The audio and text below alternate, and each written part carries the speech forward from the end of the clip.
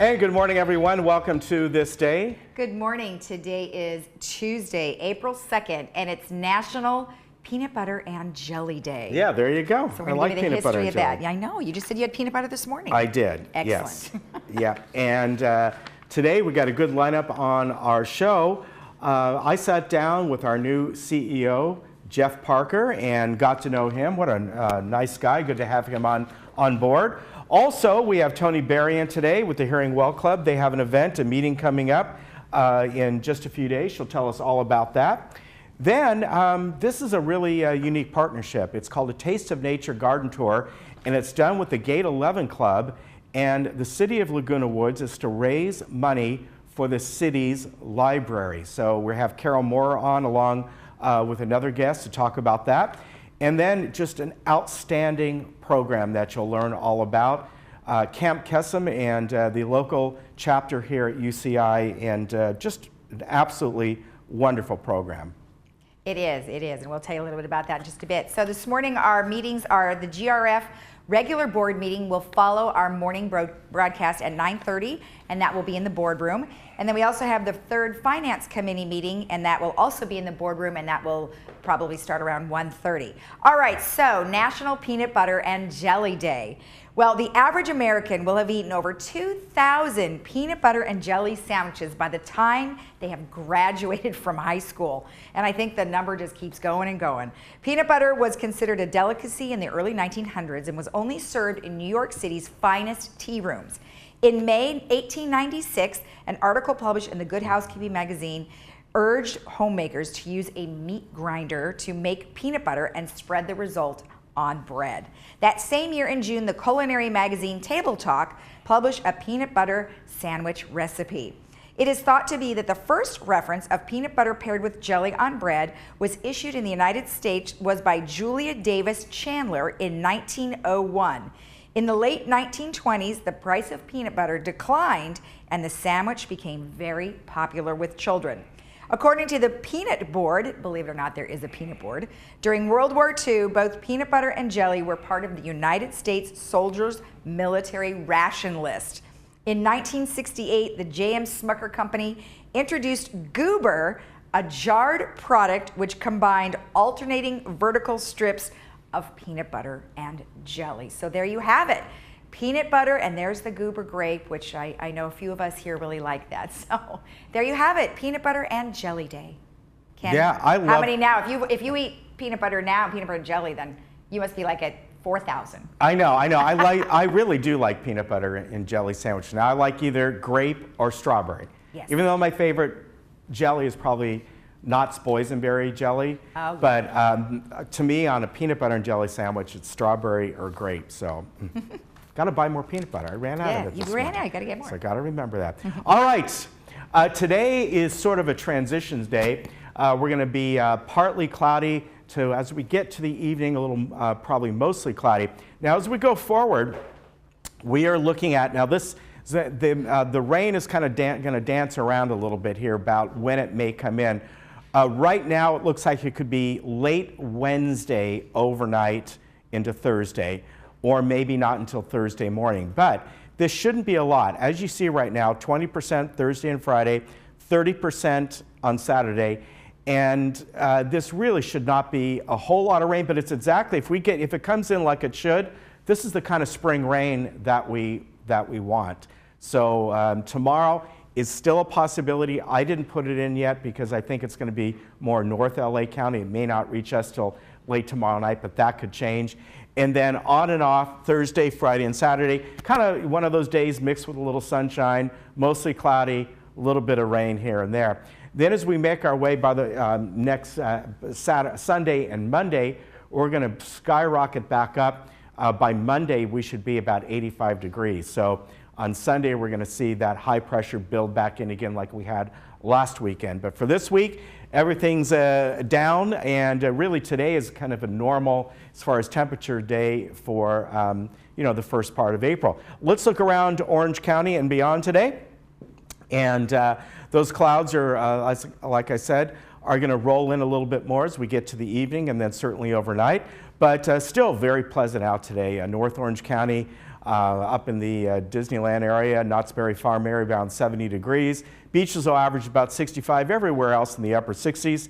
San Diego 71, Big Bear 51, and Palm Springs 83. So really nice today, and we'll see tomorrow. We could get a little rain in, but I think if it's going to be tomorrow, it's going to be late in the evening, or maybe not even until after midnight. All right, we'll be back in just a moment.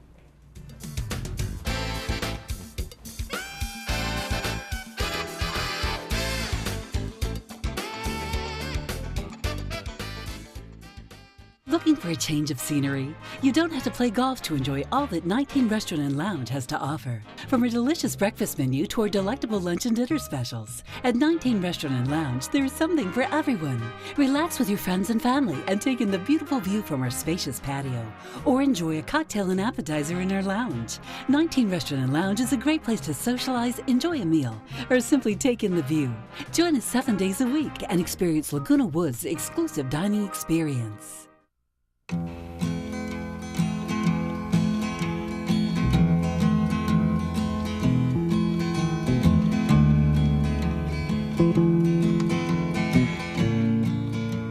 Well, welcome back, folks. Today I have the pleasure of meeting for the first time for myself and introducing to you folks formally for the first time our new CEO, Jeff Parker. He's been with us now for a couple months. And Jeff, it is great to have you here today. Pleasure to be here. Yeah, thank you for coming up. And I think you've already done a few meetings with some of the board, so people have probably seen you there.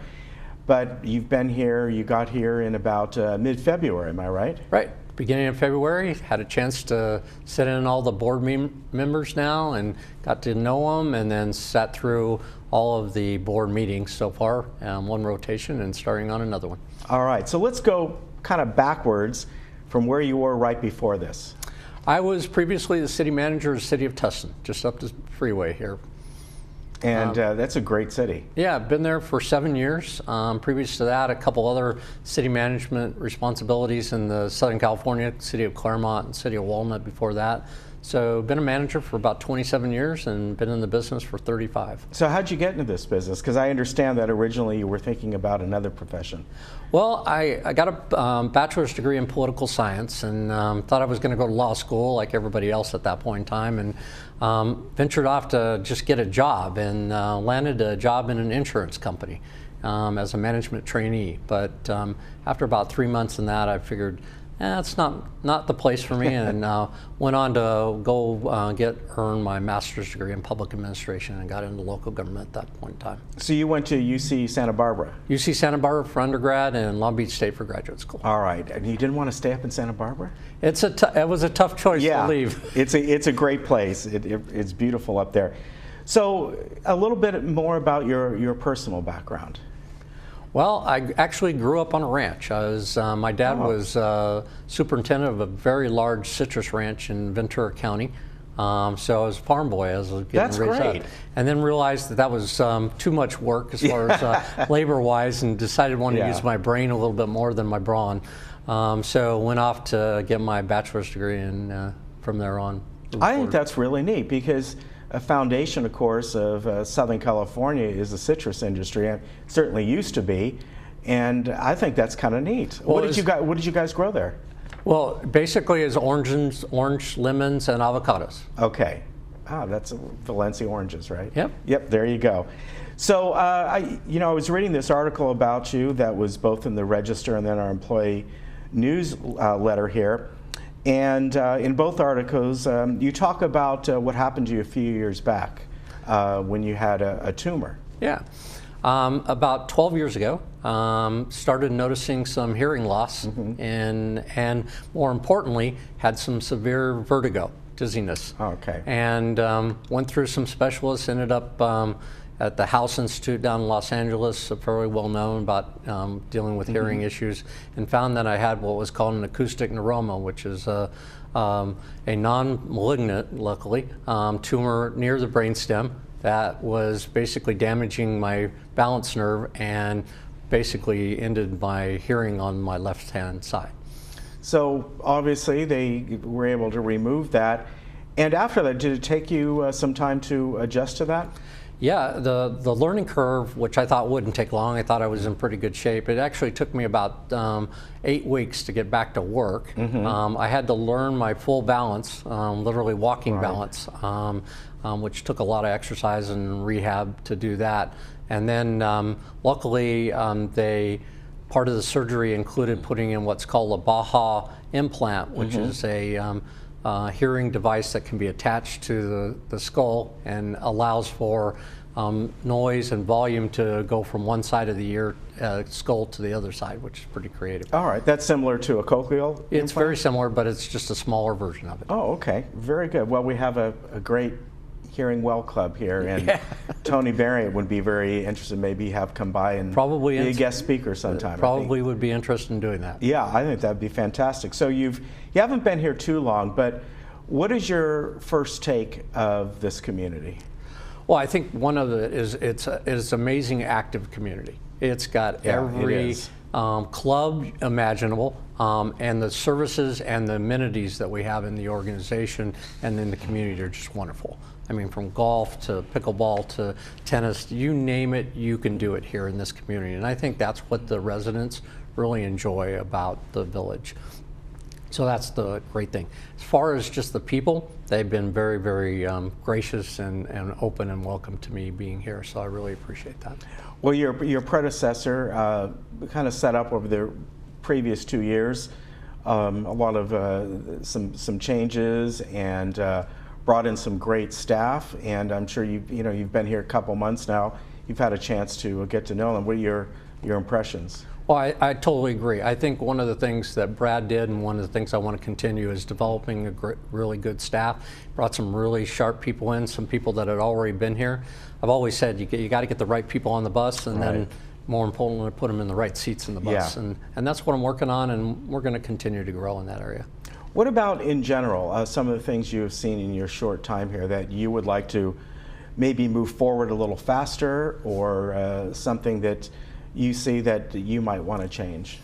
I think one of the things that I'd like to do is just create some more efficiencies. I think there's areas where we have a lot of duplication in some of the things that we do. We have a lot of committees, but I think we can centralize some of those committees and work more efficiently with the staff that we have. Right. I think in the budgetary area, I think there's some improvements that we can do in our workforce that's going to make our operations more efficient and more effective, and hopefully keep assessments from going up, which is a big deal for our residents. Right, and in a community that's over 50 years old and all the different needs, just the structural and infrastructure needs, it's tremendous. Especially in the area of United, that mutual where we're more involved with the buildings than we are with Third, that's critical in making sure that the upgrades that we make this a viable community for a long time. Right. Now, one of the problems here, and I'm not going to put you on the spot too much, but I know you've probably heard about it, or something that it's always been ongoing changes and tweaks, is the bus system here. And I know just recently they brought in a consulting firm and talk about that. Did you have any takeaway from that? Yeah, well, first of all, we did do that. We brought in a consultant, which is going to give us a third view of it, along with our staff that's doing a great job managing the circumstances. We had the town hall meetings, as I call them, where we had 2 workshops and got a lot of good feedback from the people. And we're going to move forward with that group coming in with the final report and giving some recommendations on how we move forward. I think we got to look at how big is our ridership, how much are we spending, and can we do it more effectively? Yeah, and I think that's, I've been here for quite a while, and the bus system has always kind of ebbed and flowed about what people have had some great ideas, and sometimes it works and sometimes it doesn't. And there's new strategies with regards to transportation. You have things like Lyft and Uber that didn't exist a few years ago. So could you integrate those could we use outside sources to help integrate it all into making it a really effective system and getting still our residents what they need? Well, I'm sure it helps that you were at the city of Tustin and other cities, and really what you've done over the past 20, 30 years plays well into this community, which a lot of people say is like a city. It's very much like a city in a lot of ways, infrastructure-wise, development-wise, and I hope that I can bring my style of leadership in looking at new things and looking at new ways to do it and better ways to do it and make it more efficient is going to lead the community into a better position in the future.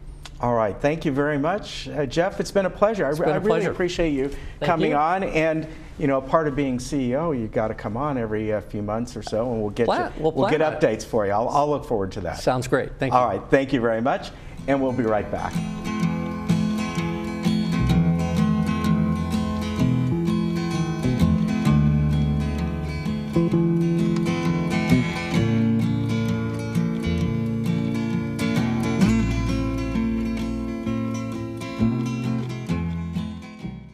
Welcome to South County Adult Day Services. Conveniently located right here in Laguna Woods, we provide a safe, secure environment where you or your loved one can spend the day. Come socialize with friends, engage in enriching activities, receive the expert care you need, and participate in fun hobbies. Improve your mental and physical health and maintain your independence. We even take care of transportation. For a free tour, call us at 949-855-9444 or visit us at our center between El Toro and Moulton Parkway right next to the Olive Garden.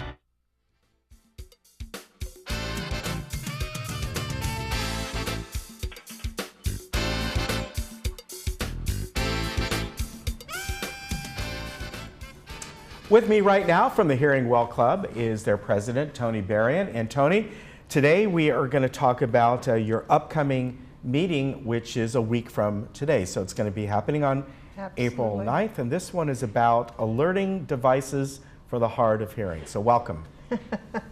Well, we call it gadgets, gadgets, gadgets, because there's all kinds of devices and gadgets to help the person with hearing loss get the signal that something is happening, either on a phone, doorbell, cell phones, alarm clocks. There's even pagers for that you can wear, like a couple. So maybe one of them has hearing loss and the other one doesn't. So you can page each other to come into the room, you know, from anywhere in the house. So there's all kinds of devices to help with hearing loss. So Katie Wright is a friend of mine with the Hearing Loss Association of America, and she is a trainer. She's a train-the-trainer person. She's had extensive training. She's going to come and she's going to bring a boatload of devices, demonstrate them, and available to take questions. It'll be important to learn where people are having the most difficulty hearing. I mean, we could even be talking about the movies or playhouses or that type of thing. What kind of device, what kind of gadget is available? And when you get into public venues, those devices are available to use, no charge. You just have to check it out. So we'll talk a little bit about that. I'm also going to talk a little bit about accessibility in Laguna Woods, because it's all about devices. So many of the clubhouses you have to borrow a device, except where you have hearing loops, and I'll talk a little bit about that. And yes, so it's important that people with hearing loss not miss their signals. They need to be aware of doorbells ringing, a really big concern. You take your hearing devices off at night, whether it's a hearing aid or a cochlear implant, you take it off. Are you going to hear your smoke alarm? That's the biggest, or in some cases, you have a device that is, I forget what you call it, where there's noxious gas. Carbon monoxide. Carbon monoxide. I'm aware of a family that was totally wiped out because they went to bed, they took off their cochlears and went to sleep and didn't wake up. So it is a concern. And a lot of people say to me, well, you know, my spouse would wake me up. Well, what if your spouse is not there? People take separate vacations, they are hospitalized, there's different situations. Every person with a hearing loss should be responsible for hearing what they need to hear when they need to hear it. So, and not always depend on other people. It's nice when you can, but you know, I would say what a boon it's been with wearable devices and smartphones for people in general. But I took it off. I was wearing a device, and we'll be talking about that. It's available at no charge from California Phones. And what it does is it converts the Bluetooth to a frequency that the hearing aids can hear, if you don't already have Bluetooth in your hearing aids. And that's available at no charge. So we're going to be talking about things like that. So there's help. And you know, when it comes to your home, like you were saying, whether you have a phone or you have a watch, these can connect to many different kinds of devices, meaning the Ring doorbell, the Nest doorbell, the Nest Cam, the Nest smoke alarm, and things like that. There's many different brands out there, even carbon monoxide. So they give you, obviously, whether it's you have your watch on or your phone on, they're going to vibrate. Yes. And that's going to alert you. And along with that, of course, not only just that, somebody's at your door. You can have a camera there, obviously. But even in general nowadays, you're out and about. You're not worried about, can I talk on the phone or whatever to somebody? Well, just texting. In general, you get a vibration, you look down, and you're like, I got my information. Yeah. It's another incredible. thing too is we probably won't be spending too much time on this, but there are a lot of hearing aids that have accessories that interact with a lot of things. Yeah. So if you have that accessory, you can hear your TV as if you were a normal hearing person. It would just go directly to your hearing aids. So we'll probably be addressing, if I may say, in May, we're going to have a mini tech expo in place of our regular meeting, in the space and time of our regular meeting. Okay. So we're going to have 4 hearing aid companies, the big ones, 3 cochlear implant companies, 3 major phone providers, and an assistive technology manufacturer is going to be, and everybody's going to display and be available to talk about what they offer. So the meeting coming up again is next Tuesday, April 9th at Clubhouse 3, Performing Arts Center, of course, at 2 o'clock, and this is your normal time for the meeting. Now, we put your number on the screen, and people can go to your website to get more information. But people can just show up for this, right? Yes. Yeah. Now, if you're a member, it's no charge. If you're a guest, it's $3 at the door. Yeah, but you put on great meetings, and they're always very informative. We work hard to do that. Quality presenters, yes. Yeah, you got great people there. And then, you know, as we go forward, next time we'll talk about your major meeting that you're going to be having with all these. Our fair, our expo. Mini Tech Expo. Okay, so that'll be really nice, very important, because there's a lot of different ways to help people out there, and you know, they just got to get the information. Exactly. Yeah. Exactly. All right, very good. Always good to see you. Always good to see you, Ken. Thank you very much. And again, that is next Tuesday, April 9th at the Performing Arts Center, Dining Room 2 at 2 o'clock. We'll be right back.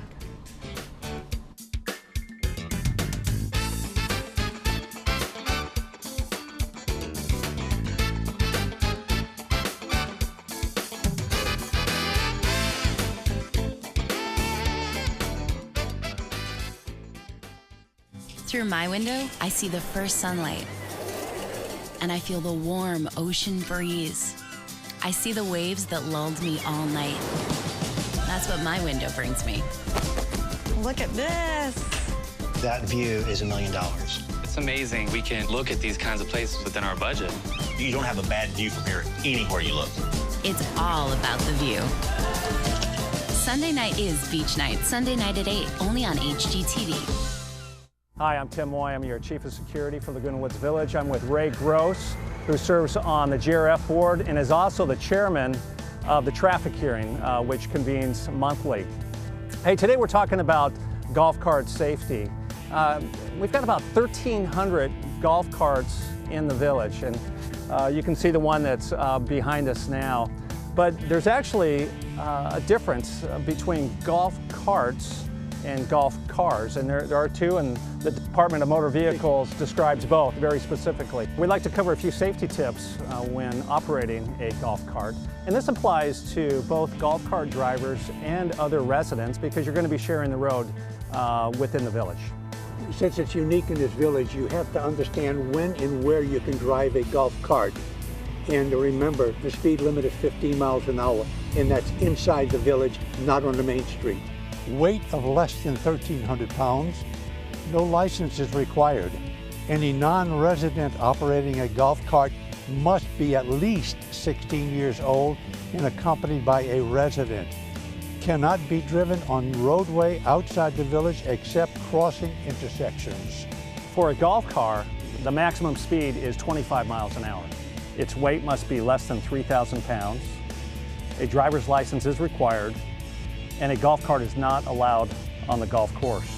Now remember, both a golf cart and a golf car must be registered with resident services. Each golf cart must now display a golf cart decal, and that will go on the left front windshield. If you're using shared electricity, for United, you will have the yellow, and for Third, the green, and that will go on the right rear bumper. Since golf carts share the road with other larger vehicles, such as delivery trucks, larger platform vehicles, it's very important to become a defensive driver and be aware of a few basic safety tips to ensure your safety. Many guests and non-residents can get a little turned around in the village. I think you all know that. And may be looking at street signs, cul-de-sacs, and addresses, and are not necessarily looking at the roadway. So when I use the term defensive driver, I'm emphasizing the need to be alert of your surroundings and assume that those on the road don't necessarily see you. A defensive driver will show extra caution. They will pause before entering an intersection, make eye contact if possible, and take turns slow. Since it's unique in this village, you have to understand when and where you can drive a golf cart. Just like driving in a vehicle, you must obey all posted signs, especially stop signs. Our traffic teams closely monitor the stop signs, and for good reason. We've got a load of vehicles, bicyclists, walkers, and of course golf carts are on the road. The maximum speed on private roadways is 25 miles per hour. Maximum speed in cul-de-sacs and driveways is 15 miles per hour. Talking on a cell phone while operating a golf cart is prohibited. Do not drive on sidewalks. Do not cut through on grassy areas. Yield to pedestrians. Outside the village, stay on designated sidewalks authorizing golf cart use. Do not drive golf carts on roadways unless crossing at an intersection controlled by traffic signals and crosswalks. Do not drive in a bike lane or a vehicle lane outside the community. If your golf cart is equipped with seat belts, please use them. Seatbelts save lives. Never drive intoxicated or under the influence of medication. Very dangerous. The rules of driving under the influence are the same in golf carts as motor vehicles. Slow down and use extreme caution during turns, blind corners, parking lots, and intersections, or even exiting a cul-de-sac. Assume the other driver cannot see you. When cresting a hill or driving in the early morning hours or late afternoon, it is important to keep in mind that glare may create poor visibility for yourself or others on the road. Once again, it's more difficult to see a smaller vehicle. Drivers and passengers should keep all limbs within the inside of the vehicle while vehicle is in motion, except when signaling a turn. And remember, you have to drive only as fast as conditions allow. If it's raining, for instance, it could be quite slippery. Be very, very careful.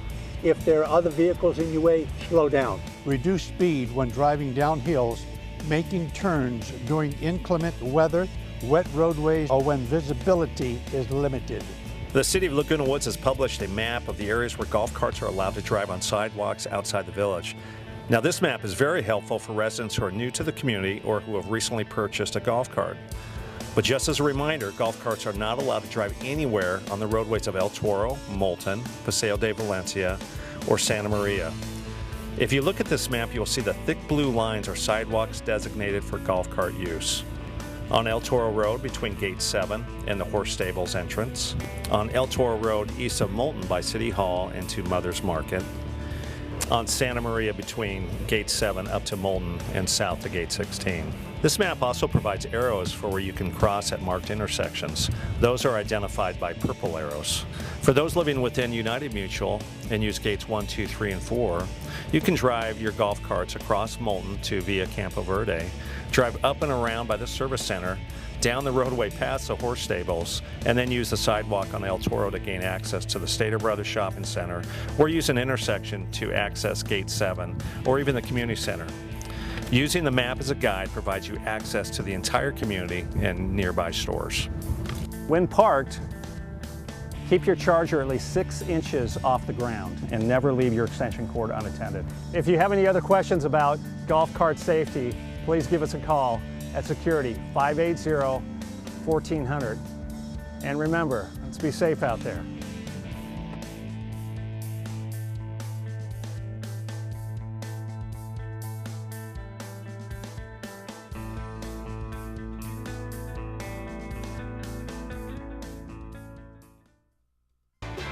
Hi, I'm John Bowser Bauman. You probably know me best as Bowser from Sha Na Na, but I'm also president of Social Security Works PAC. And you know, when I'm in Laguna Woods, I always watch Village television. Grease for peace.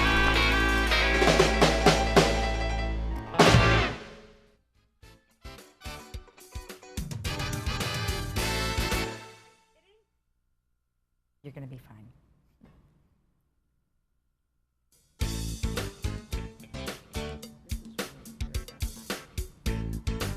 Welcome back. Today I have a couple of unique guests today. We have Carol Moore, who's with the City Council, and we have Eileen Lazar, who's with Gate 11.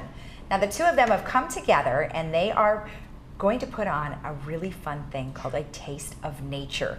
Well, thank you, ladies. How exciting! A Taste of Nature. Well, what does that actually mean? A Taste of Nature will give the people on our garden tour the ability to view Lake Barbara, different areas within the village, within the 110s and within the Gate 10 and Gate 11 areas. Okay, and how many different gardens are there within that area? There will be 6 or 7. 6 or 7. Okay, so when they sign up for this, they will be able to kind of, are you going to have like a walking tour type of thing? They will be driving to each location. Okay. And then once they reach the location, they'll be able to look around the resident itself. For instance, there's one resident inside of Gate 10 where they have a beautiful view of Laguna Canyon. Oh, nice. And they have a beautiful view also of Lake Barbara, okay, which is full of water right now. Oh, great. And the Audubon Society will have members there, and scopes, and they'll help us identify waterfowl and different animals that do live around Lake Barbara itself.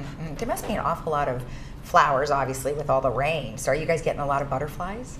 We're beginning to see the bluebirds, right? That's I want to throw that in because the Audubon group will be there with scopes in a couple of locations. Right. So they should see wildlife.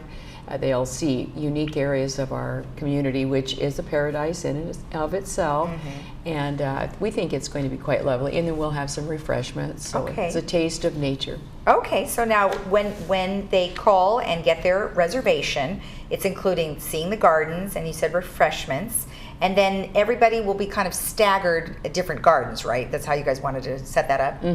Okay, and then so once they've seen one garden, then they will go to the next ones, right? Right, we'll have staggered starts so that 1, will keep down the traffic in the area, and 2, each location is not too congested or too busy. So we may start at 6 different locations, and then each one will rotate. Each person will rotate then to a new location. Okay, approximately how long do you think? Well, I guess it's from 1 to 3, so you think you'll be able to see everything within that time frame? Yes. Okay. 2 hours great. will be plenty of time for them to see all the locations. So why are you doing this? I mean, what's the reason? We are raising money to benefit the Laguna Woods City Library. Okay. It's one of the busiest in the county, and we've run out of space. We have computers in there already, so there's technology there, and people come to use the technology. Of course, we books, and people do holds because we're in the county system, which reaches out to all the libraries in the county. So we really do need this space. That's our critical issue here. So, and our residents use it. So.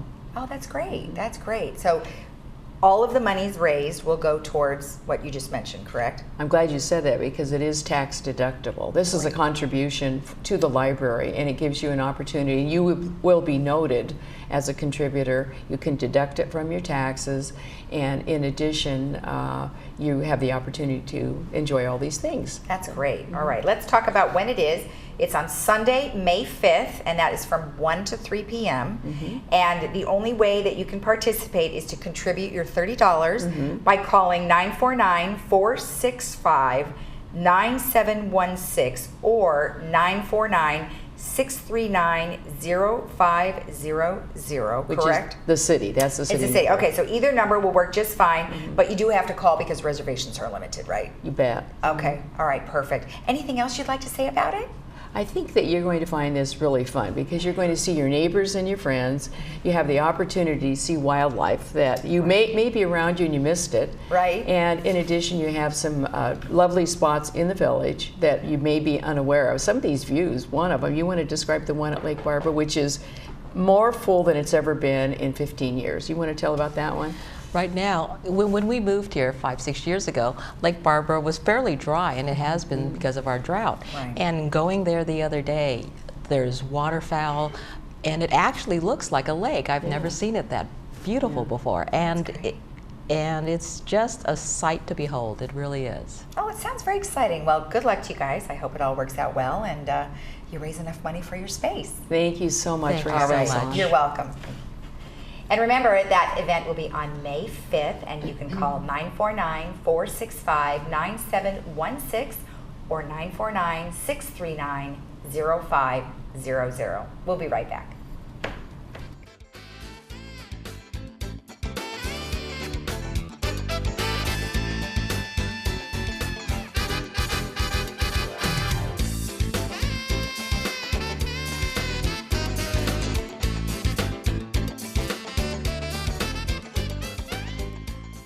Hi, I'm Brian Rott, President and CEO of Cartmart here in Laguna Woods. My family's been in the golf cart business since 1959, and we win our customers over with the simple belief of we treat you right. We are proud to be the authorized dealer for Club Car here in Orange County and your go-to source for the sales and service to other major brands. We're conveniently located on El Toro Road, just minutes from Laguna Woods. So come by and see for yourself, while when doing business with Cartmart, there's no reason to go anywhere else.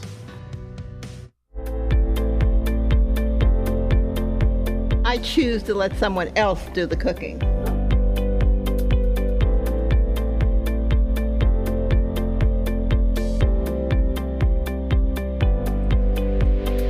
I choose to let someone else do the driving. Choose to experience the good life at Villa Valencia in Laguna Hills. Call or visit us today. We all know there's no place like home. You want to stay in your own home, but day-to-day tasks are getting more difficult to manage. Acticare is the solution. We are the trusted care partner in your community with 5-star reviews. You've taken care of others all your life. Now is the time to let us help you. In-home care is a safe and effective way to help you remain living independently in the comfort of your own home. Acticare, responsive in-home care. Your first day is free. I'm a strong believer that there's something for everyone out there. But some people never stop searching. I've looked long and hard through these parts, and I thank my lucky stars I stumbled across a special place, a unique place, where you never know what you'll find. The Trading Post, only on Channel 6.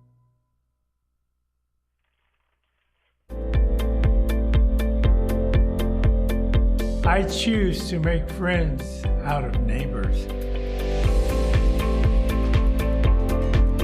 I choose to start a new chapter.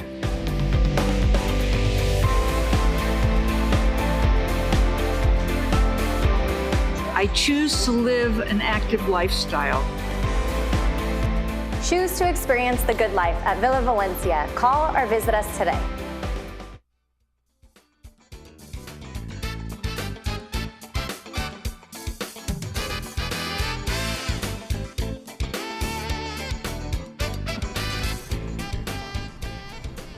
Welcome back.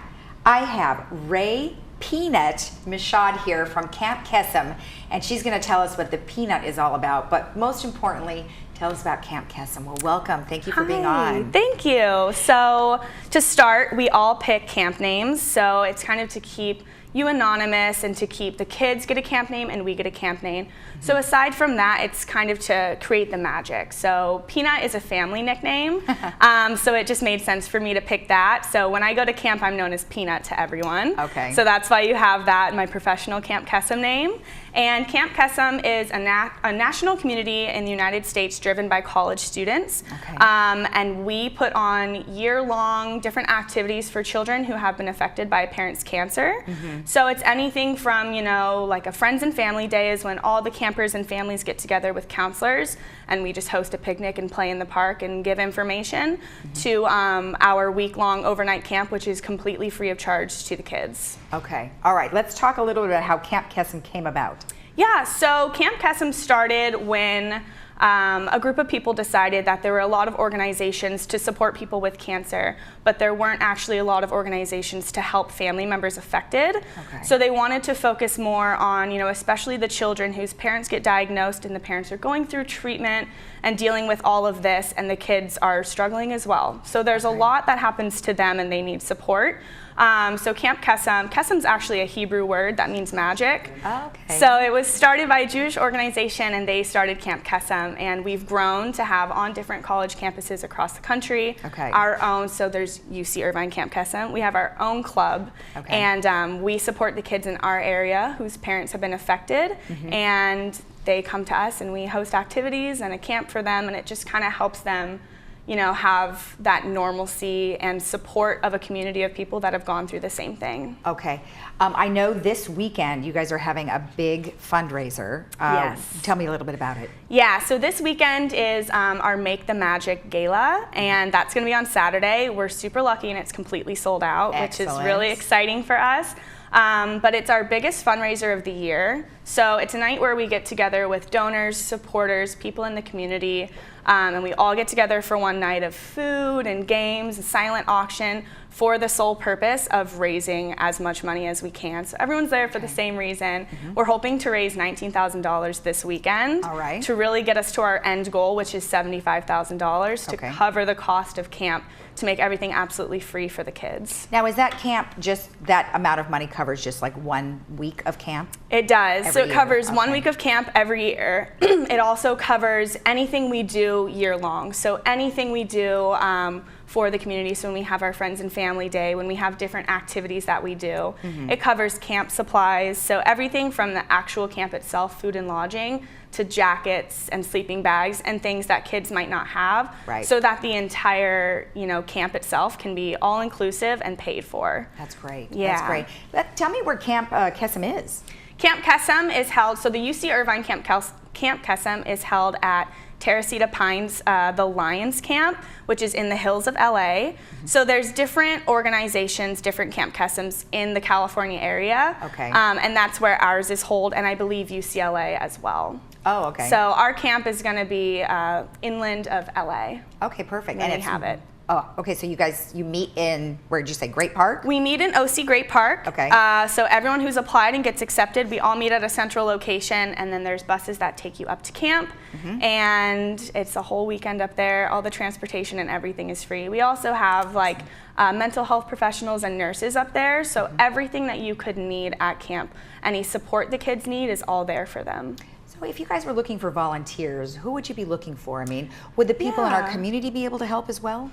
People in the community are absolutely able to help. Any way of getting the word out is what's really helpful. So we're still looking to fill our camper spots and get applicants. So we're looking to take 75 kids this year, and the reason we're here is to really spread the word so we can reach people in the community that might need, you know, this opportunity. Okay. So any sort of like donation or in-kind donation, so if you have extra jackets, sleeping bags, flashlights, things you don't need anymore, we can take all of that as an in-kind donation, as well as any monetary, to all go towards camp. And then just spreading the word if you know family members or friends that are affected that could use this camp. That's the best way. That's great. Now this is the one we already talked about. So if somebody wanted to donate, what would be the best way for them to do that? Yes, so the best way to donate, we use, I don't know if you know it, it's called classy.com. So it's called a Classy page, and ours, if you go on and search UC Irvine Camp Kesem FY 2019, takes you right to our landing page, and it's our Camp Kesem donation page. And right there it'll say make a donation. And you can choose, you know, anything you want, any way you want to donate, how much you want to. And that's where we collect all of our money to get to that $75,000 goal. Okay, now what if they wanted to just go to the website? Would that be all right too? The website, campkesem.org, has all the information. You can go right there and you can go ahead and search UC Irvine, or if you're in a different area, you can do that as well. All right. So search that area. Well, thank you so much. I'm so glad to get to know you and get to know the organization. My nickname would be Ace. Ace? For tennis. Ooh, you play tennis?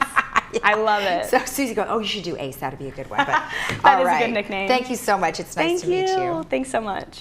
And remember, if you want more information about this fantastic organization, please go ahead to their website at campkesem.org. We'll be right back. Thank you. Good job.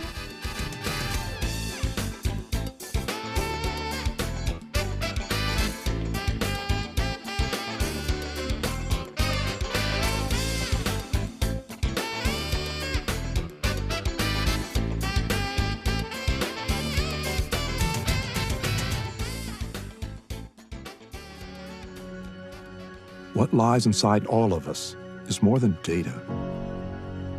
It's life. What's flowing through America's veins is its diversity. We ask for 1 million individuals to come forward and stand on this landmark in history. All of us are different, and it's those very differences that will lead to answers for generations to come. Kiana Lee.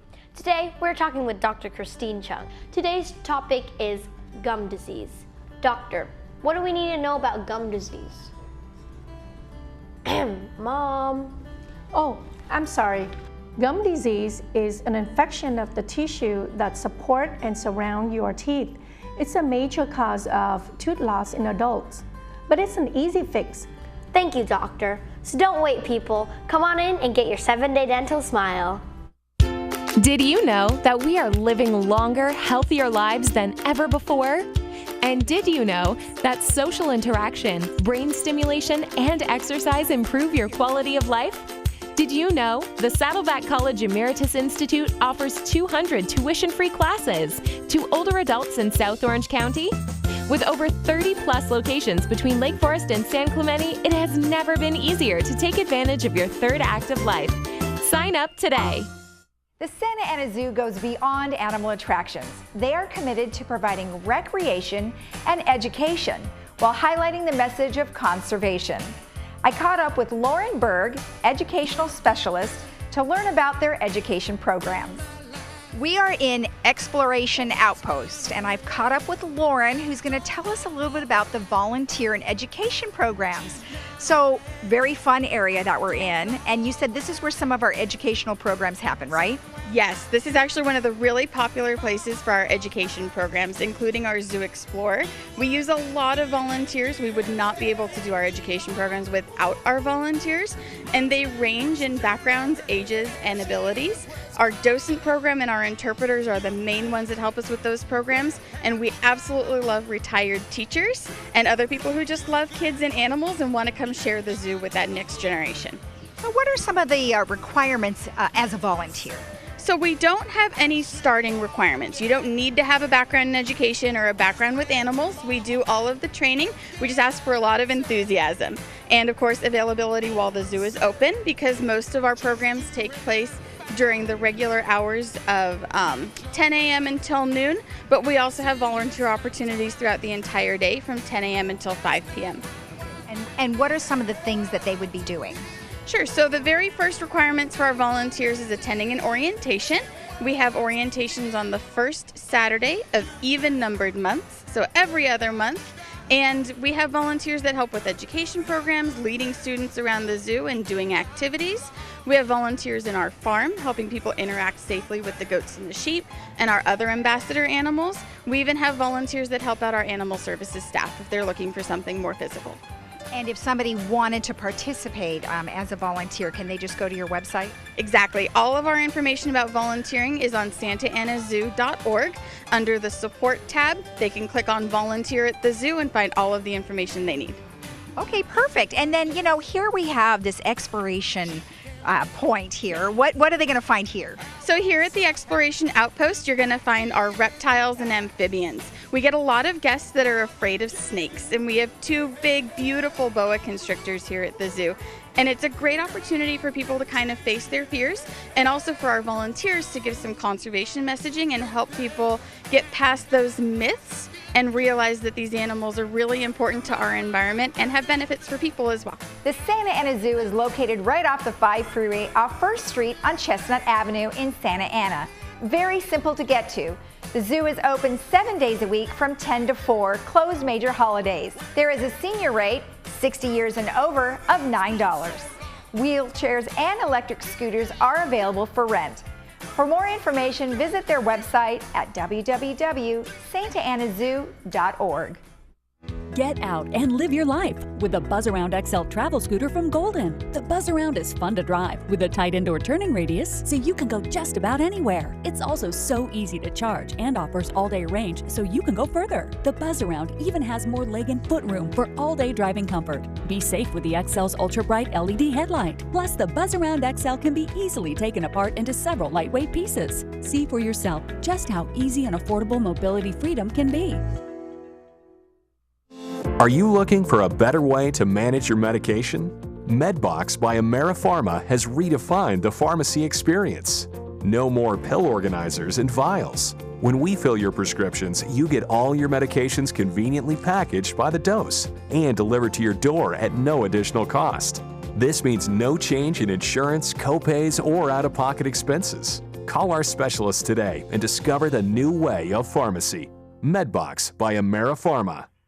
Save now at LA Carpet & More's 50% off sale. Buy direct and save 50% on countertops and 50% off kitchen cabinets. Plus, get 5 years 0% financing. LA Carpet, #1 for you.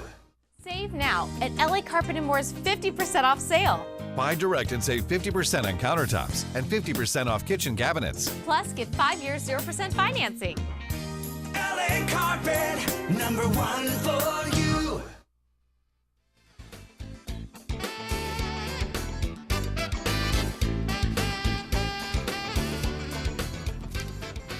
Welcome back. Our Friday movie is Ralph Breaks the Internet. And it is a really cute animation, adventure, and comedy for the whole family. Video game bad guy Ralph and fellow misfit Vanellope von Schweetz must risk it all by traveling to the World Wide Web in search of a replacement part to save Vanellope's video game Sugar Rush.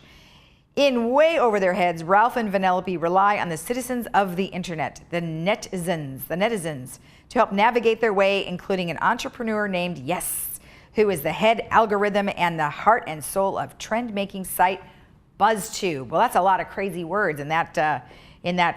Voices are John Riley, Sarah Silverman, and Gal Gadot. And again, that's Ralph Breaks the Internet. And that'll be on Friday at 2 and 7 p.m. Looks like a very fun little movie. Then on Monday, April 8th, 2 and 6 p.m., we have Creed. And that's Creed 2, and that is a drama sports about boxing. Under the tutelage of Rocky Balboa, heavyweight contender Adonis Creed faces off against Victor Drago, son of Ivan Drago. Years after Adonis Creed made a name for himself under Rocky Balboa's mentorship, the young boxer becomes the heavyweight champion of the world. While life is good with that victory and his marriage to Bianca, trouble comes to Philadelphia when Ivan Drago, the Russian boxer who killed Adonis's father Apollo, arrives with his son. So sounds like it's going to be kind of a face-off type thing. It stars Michael B. Jordan, Sylvester Stallone, and Tessa Thompson. And that'll be on Monday, April 8th at 2 and 6 p.m. And then we have a fun event that's coming up this weekend on Saturday. It's the Village Bazaar. And that will be at Clubhouse 5 from 10 a.m. to 2 p.m. And you can browse for sale wares and secondhand items for Laguna Woods Village artisans and vendors. You need to register at the Clubhouse 5 office starting this Thursday. And then for more information, you can call 949-597-4382, or you can email recreation@vmsinc.org. Let's go ahead and take a look at our weather. You know, Ken is kind of threatening us with a little bit of rain towards the end of the week. We all kind of hope it doesn't really happen, because I am loving the sunshine. I think the weather is just beautiful. But nevertheless, for the first part of the week, we're going to look at 68, mostly sunny with scattered clouds later. Wednesday, 65. Thursday, we're going to have that rain come in as light rain, about 20%. Friday, again, mostly cloudy with a little bit 20% of light rain. And then on Saturday, unfortunately, that percentage does go up to about 30%, but we still are in the upper 60s, so it'll be kind of warm. Around town, we have North OC 70, Beaches 65, San Diego 71, Big Bear 51 and 30, so spring conditions, and Palm Springs at 83. So mostly sunny day with evening clouds approaching. So tomorrow we have the GRF update. We have AutoNation coming on. Hopefully they're going to have some other wonderful tips for us. And we have Jim Wright with South Orange County Community College District. Have a great day in the Village, and don't forget, right here, right at 9:30, we will have the GRF board meeting. Have a great day.